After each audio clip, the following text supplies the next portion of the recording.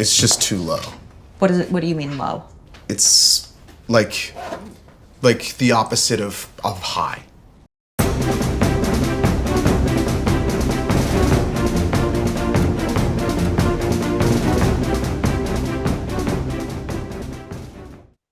The 44th Vancouver International Film Festival is upon us, and we're featuring films from all over the world. Some of them are premieres, and some of them are just fantastic. And we're talking to one of those fantastic filmmakers, Paula, who is bringing us their film, The Scout. Hello, Paula. Hi. Hi, you're in New York right now. No? Yes. Yes, Right. I'm based in Brooklyn. Yes. How wonderful. How's the weather? It's honestly great right now. Just fall just started, but it's raining, but it's beautiful. Now, tell me a little bit about The Scout. It looks fascinating. Thank you. Yeah, The Scout is my directorial debut film. It follows Sophia, who's a young location scout who's working on a TV show pilot in New York City. And it follows her for the duration of one workday as she's scouting residents, houses, and different businesses around the city, trying to get locations to film at for this show. So what do you need from me? So I would just take a few photographs of the different rooms that you have, and then I would share that with the team and the director. And if they like it and they think it works for the space, then I get back to you with some more precise info on dates. And the idea is that hopefully the show goes to network. Okay, and then they come and they film a couple times throughout the... Exactly. Sweet. Well, yeah.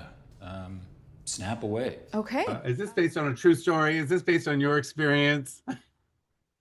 Yeah, they say write what you know, and I was a location scout for different TV shows and films here that shot in New York City for about 7 years. And once I stopped doing that and moved over into writing and directing, I always had this job, this occupation in the back of my mind as a very interesting character study.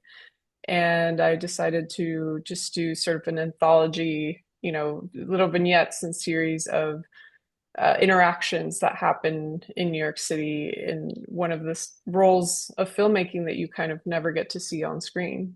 Nice. Yeah. And I guess also because I worked as a second AD on a TV pilot, and that was one of my jobs, was to go around and film exteriors of buildings that we would go, this scene is taking place in this building. We were very guerrilla.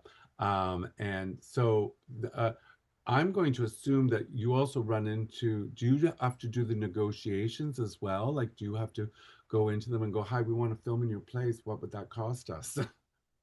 Yeah, absolutely. I mean, of course, it depends on the show and how many, members are in your department. But usually, even on a sizable TV show, it's usually the scout and the location manager. Sometimes the location manager is the scout, and you're having to already make sure that this place, if you show photos to the director, is going to be somewhere you can afford. Right, You right. don't want to show something that is gorgeous and then they fall in love with it, and then it turns out it's $10,000 and you can't afford it. So you do have to do a little bit of negotiating for sure. Yeah, and I would assume too that you have to lead with well, we're not a Marvel movie. We don't have that kind of money. Because of course, when people hear a movie wants to shoot, they go ka-ching, and you're like, smaller or mid-size, but we're not. So is that Absolutely. Yeah, you have to ride the fine line of we are legit. We come from an organization that you recognize, probably like an HBO or Netflix, but we don't have any money. So you have to ride that fine line and earn their trust to one, know that this is a legitimate production, but that to, treat it like an independent production because we have no money. Nice. Now, for this film, I always find it interesting because, of course, you do all the planning of how you're going to shoot it and how you're going to create this masterpiece. But there's always like happy accidents. Something goes sideways and you have to quickly go, okay, we're thinking on the fly here. What was but it ends up being brilliant. It ends up like, oh, this compromise worked out way better than I had anticipated. What was your happy accident that happened on this one where you were ready to do something and suddenly everything went a little bit sideways? Oh, that's a great question. They always happen. Well, because the film, takes place over the course of 24 hours in the story day, it had to look like it was all the same day. And of course, as we shot it over 10 days, some days were rainy, some days were extremely Mm. sunny. And there's one scene outside of a fish store where it was our last shoot day and it was torrentially downpouring.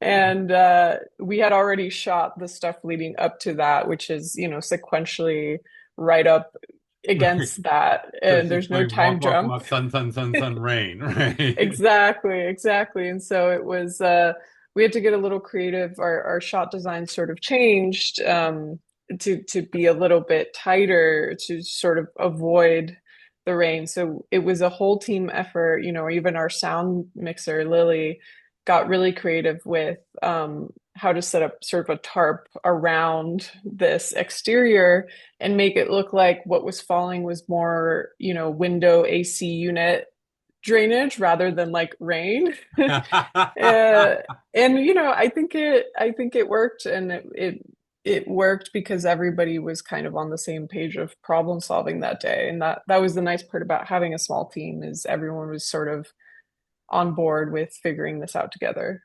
Wonderful, wonderful. And what are people going to experience when they go to this film? Like, they have to choose from hundreds of films, and what's going to be their takeaway of what you hope, or based on your experience at Tribeca, that you would go, this is what I know people get from this film. Yeah, I hope that anyone who comes to see this film has sort of an appreciation for an underrepresented position in filmmaking. I think that we're so used to seeing sort of the on-screen process of making something and not sort of how the sauce gets made behind the scenes.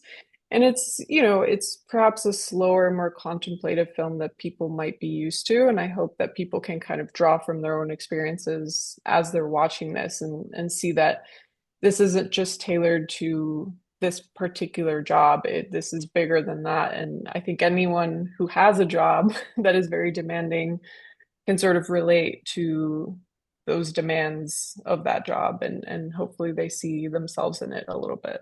So this would play as the living room for Layla, and this would play as the dining room. And we'd be shooting here about 3 times. This kind of feels more like where Alyssa would live. Alyssa the maid? Yes, that's Alyssa. I thought Lena's the maid, right? Huh? Do you know what would be great is if we could have both locations in the same building or be close to each other? Totally, we can totally get options, like use some options. Yeah, I don't think this is gonna work for Layla. Ready, set, and go. Yeah, my film is called The Scout. It follows over the course of one day a location scout, Sophia, who is tasked with connecting with residents around New York City and trying to convince them that shooting in their home is a good idea for a TV pilot. The film is playing on October 10th and 12th, and it's a very contemplative, meditative film about what it's like to be a film worker. And you get a glimpse at behind the scenes of working in the industry. So I hope you can come. Nice. I love it. Thank you so much, Paula, for taking the time to chat with me today. And I hope all of you go and see The Scout playing at the 44th Vancouver International Film Festival. Thank you so much, Paula. Thank you. I appreciate your time.